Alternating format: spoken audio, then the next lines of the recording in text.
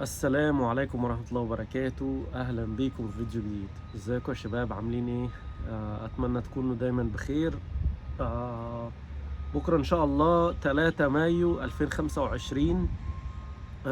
ميعاد كلنا منتظرين.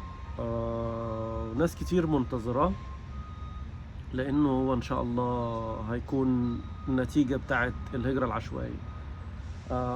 أنا هتكلم عن الموضوع يعني مفتوح أكتر، لأن يعني انا عارف ان بعضكم اكيد عارفين الموضوع ده، بس في ناس كتير والله يعني ما يعرفوش الموضوع ده. فانا عشان كده حابب اشرح بطريقة مبسطة شوية، فمحدش يقول ايه ده يا عم انت، هو لسه في حد بيفكر كده؟ لسه في. لسه في ناس كتير ما قدمتش لنفسها ومكاتب اللي قدمت لهم وناس اللي قدمت لهم. عشان كده انا كنت دايما بقعد اقول يا جماعة، لو انتوا هتقدموا في مكتب، معرفش بقى هي طريقة المكاتب ماشية ازاي ولا ايه بالظبط، بس يا ريت يكون عندكم الكونفirmation نمبر، او اللي هو الرقم التأكيدي ان انت قدمت على الموقع، لان الرقم ده محتاجينه. دلوقتي بقى هنعرف اهمية الرقم ده ايه في موضوع الهجرة العشوائية. طبعا الرقم التأكيدي ده الرقم اللي انت بتقدر عن طريقه تعرف انت كسبت ولا لا. طبعا في ناس هتقول لي انا مستنيه الجواب، هو الجوابات بتوصل بكره؟ طب هو الايميل هيجي لي بكره؟ طيب مكالمه التليفون هتجي لي بكره؟ لا يا جماعه، النظام متغير من زمان جدا. يعني في ناس ممكن ما تكونش تعرف، بس التقديم زي ما قلنا قبل كده بتقدم اونلاين، والنتيجه بتكشف عليها اونلاين.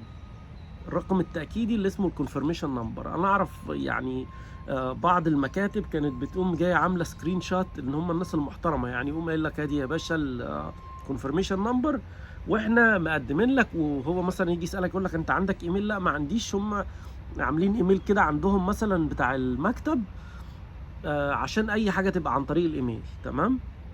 فانت لو ربنا كرمك وادوك هم الكونفirmation نمبر معاك، تقدر عن طريقه تدخل على الصفحه بكره باذن الله. انا مش عارف الميعاد بالظبط كام، بس هنقول الساعه 12 بتوقيت امريكا اللي هو ايسترن تايم. 12 احنا بينا وبينكم 6 ساعات، هيبقى مثلا في حدود اقول 6 بالليل، مثلا 6 المغرب، تمام؟ هتدخل على الموقع، ممكن للاسف يبقى واقع لان ناس كتير بتدخل عليه يوم النتيجه، فما تقلقوش ومش عاوزين رسايل. ممكن تخش تشوف لي النتيجه، الموقع وقع عندي، ممكن تشوف لي النتيجه. انا بتفائل بوشك، انا ما بتفائلش بوشي ومحدش يقول لي شوف لي النتيجه، لان انا اصلا اليوم ده بيبقى يوم كئيب عندي، لاني انا بزعل جدا وببقى يعني نفسي الناس كلها تكسب والله بصراحه.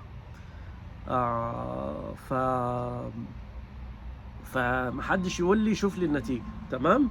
النتيجه بتدخل تشوفها عن طريق الكونفirmation نمبر زي ما بقول لك كده.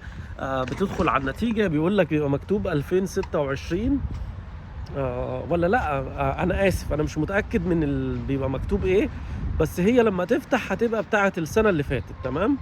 آم، فانت ساعتها هتدخل تكتب الكونفirmation نمبر، ولو انت اتقبلت باذن الله بيقول لك congratulations you been selected، او يعني انت تم قبولك.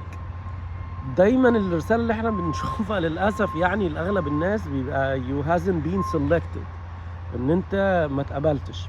نيجي بقى المشكله الثانيه، في ناس كتير بيبقى ضاع منها الكونفirmation نمبر، او المكتب رخم عليك وما ادكش الورقه وانت حابب تخش تشوف بنفسك.